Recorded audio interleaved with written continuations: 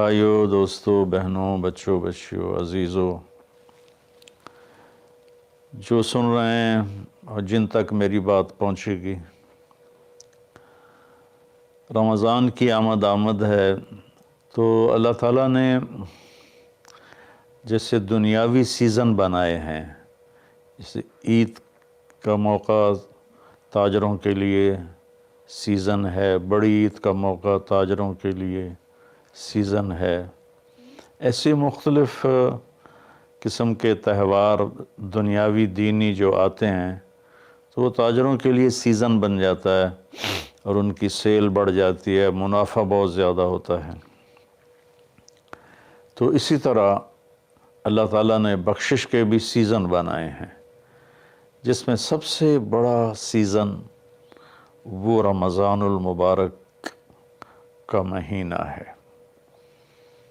اللہ تعالیٰ نے اس میں روزے کو فرض کیا، یا ایھا الذین آمنوا، اے ایمان والو، کتب علیکم الصیام، تم پہ روزے فرض کیے گئے ہیں۔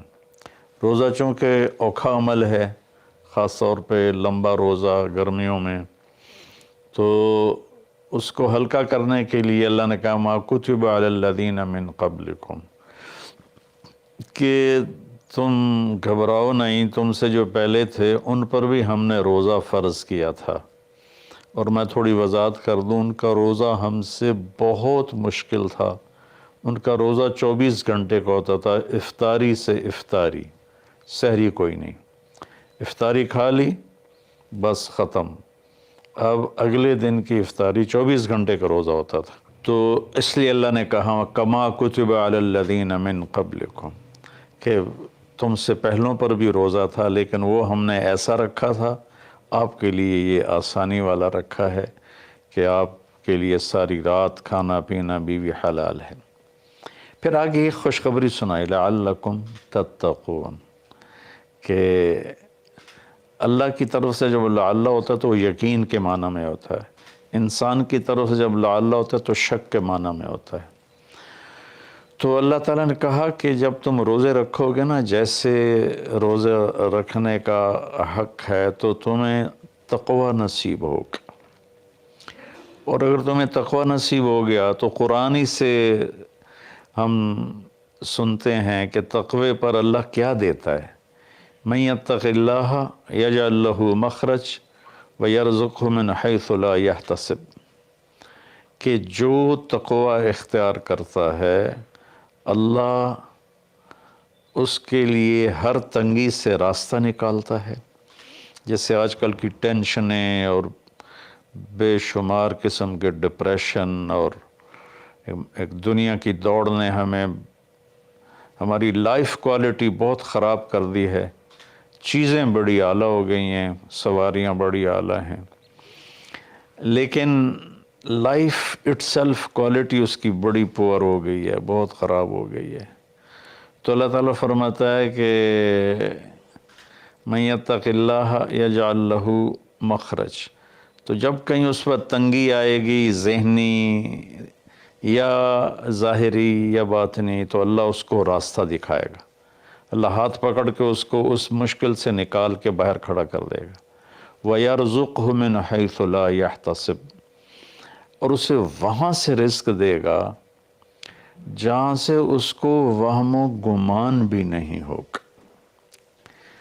تو حضرت مقداد رضی اللہ تعالیٰ عنہ پیشاب کرنے بیٹھے، فاقے سے بے حال تھے، ایک چوہا اپنی بل سے نکل اور 1 دینار اس نے باہر رکھا، پھر 2، پھر 3، پھر 4، یہاں تک کہ 19 دینار اس نے اپنی بل سے نکال کر ان کے سامنے رکھ دیے۔ وہ بڑے حیران پریشان ہوئے، یہ کیا ہوا؟ انہوں نے وہ استنجے سے فارغ ہو کر وہ اٹھائے اور اللہ کے نبی کے پاس لے کر آئے، یا رسول اللہ، یہ میں پیشاب کرنے بیٹھا ہوں اور چوہے نے یہ 19 دینار میرے آگے رکھ دیے۔ تو آپ نے فرمایا رزق ساقہ اللہ علیک، یہ اللہ کی طرف سے تیرے لیے رزق کا سامان بنا ہے۔ پھر آپ نے یہ آیت پڑھی، من یتق اللہ یجعل لہ مخرج ویرزقہ من حیث لا یحتسب، جو تقوی اختیار کرتا ہے اللہ ہر تنگی سے راستہ دکھاتا ہے اور وہاں سے رزق دیتا ہے جہاں سے وہم و گمان بھی نہ ہو۔ اور اللہ کے دینے کے تو بے شمار راستے ہیں، اللہ کے دینے کے لامحدود راستے ہیں۔ تو پیسہ نہیں ہوگا تو کام کیسے بنے گا، کاروبار نہیں چلے گا تو روٹی کہاں سے کھائیں گے، وہ اللہ نے اپنے ذمے لیا ہوا ہے۔ ہماری ذمہ ہے کہ ہم سبب اختیار کریں اور تقوی اختیار کریں، رزق اللہ وہاں سے دے گا جہاں سے وہم و گمان بھی نہیں۔ تو تقوی پر من یتق اللہ یجعل لہ من امرہ یسرا۔ تو دوسری اللہ تعالیٰ خوشخبری یہ سناتے ہیں کہ جو تقوی اختیار کرتا ہے نا، اللہ اس کے کاموں کو آسان کر دیتا ہے۔ اوروں کے لیے وہی کام مشکلات میں گھرا ہوتا ہے، اور اس کے لیے مکھن سے بال کے نکلنے کی طرح اللہ اسے آسان فرما دیتا ہے۔ تیسرا تقوی کی جو فائدہ اللہ بتاتے ہیں، من یتق اللہ یکفر عنہ سیئاتہ ویعظم لہ اجرا۔ جو تقوی اختیار کرتا ہے وہ کوئی یہ نہیں کہ اس سے گناہ نہیں ہوتا، اس سے بھی گناہ ہوتا ہے۔ ہمارے ہاں یہ بڑا عجب تصور ہے کہ اگر کسی نے داڑھی رکھ لی، تبلیغ میں چلا گیا یا عالم بن گیا، بس اس سے تو کوئی گناہ ہونا ہی نہیں چاہیے، اور ہم جو مرضی کرتے پھریں، ہمیں تو کوئی پوچھ نہیں، ہم دنیا دار ہیں۔ تو یہ بڑی گمراہی ہے۔ سوائے نبیوں کے کوئی بشر خطا سے پاک نہیں ہے، چاہے وہ کتنا ہی بڑے مرتبے والا ہو۔ خطا ہر انسان کے ساتھ لگی ہوئی، بلکہ وہ انسان ہی نہیں جس سے خطا نہ ہوتی ہو۔ تو اللہ تعالیٰ کہتا ہے یکفر عنہ سیئات، جو تقوی اختیار کرتے ہیں وہ اپنے گناہوں پہ نادم ہوتے ہیں، توبہ کرتے ہیں، تو اللہ تعالیٰ کہتا ہے ہم ان کے گناہوں کو مٹا دیتے ہیں۔ معاف کرنا نہیں کہا، یکفر، مٹا دینا۔ ایسا مٹا دیتے ہیں جیسے زمیندار زمین میں بیج کو ڈالتا ہے اور وہ بیج میں اس کو زمین میں چھپاتا ہے، اور پھر وہ بیج فنا ہو جاتا ہے اور اس سے ایک نیا پودا نکل آتا ہے، ایک نئی جان نکل آتی ہے۔ ایسے اللہ تعالیٰ فرماتے ہیں، یہ نہیں کہا کہ یغفر لہم، اللہ تعالیٰ فرماتے ہیں، یغفر کا مطلب ہوتا ہے چھپا دینا، اور یکفر کا مطلب ہوتا ہے صفائی کر دینا، مٹا دینا۔ اللہ ان کے گناہوں کو مٹا دیتا ہے۔